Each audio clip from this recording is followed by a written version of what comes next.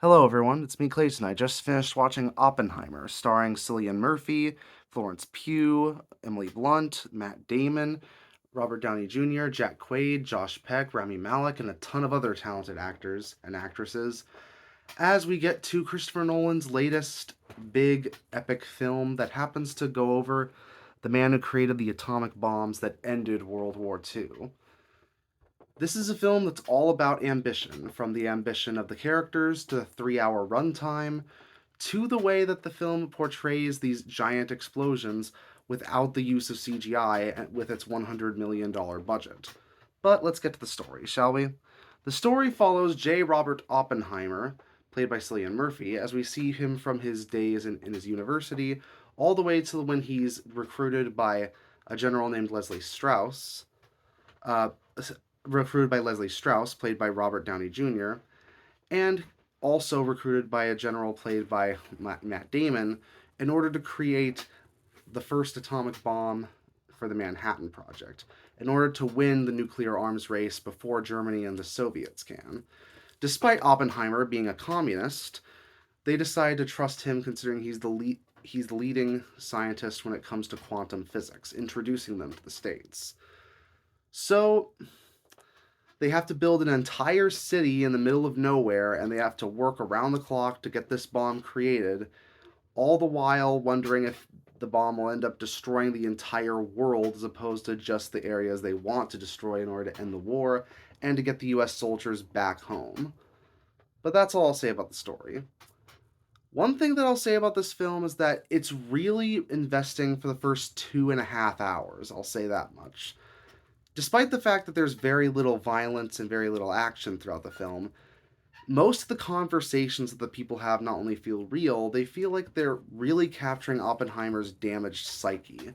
From his frequent hallucinations throughout the film, to him remembering affairs that he had with certain women, to him holding on to the sins in his mind that he created a weapon that that is still capable of destroying hundreds of millions of people whenever it's used. You get the sense that Oppenheimer realizes he's the father of death in this sense, and he hates being that way. But he's also doing what he must in order to not only protect himself, but to also help out an entire country that's helping him against a person, or rather a regime, that rejected him simply for what he is rather than who he is. I really do appreciate that. You get a sense of why he's doing this. You get a sense in his mind of how tortured he is, but instead of it feeling like it's overblown, it feels like you sympathize with him exactly the right amount that you need to. And the same goes when it comes to the other actors in the film. Florence Pugh and Emily Blunt both deliver excellent performances. Blunt gives a particularly good series of dialogue in Oppenheimer's defense at the very end. Uh, Robert Downey Jr. and Matt Damon do a great job portraying old historical figures very effectively. Even even actors like Jack Quaid and Josh Peck, who I usually associate with character actors for either comedies or dark comedies, such as The Boys or Drake and Josh, happen to pull off great grounded performances here. One of my only issues with the film is that it can drag on a bit too long. I've gotten that sense with some of Nolan's other films, but at the same time, Oppenheimer feels like it could have ended 20, maybe 30 minutes before it actually did, and it would have delivered a stronger conclusion. That's not to say that the last 30 minutes is bad, I just feel like after everything that we went through in the film, ending it earlier might have been more effective. Despite this, though, it's an engrossing drama, especially if you're a history buff.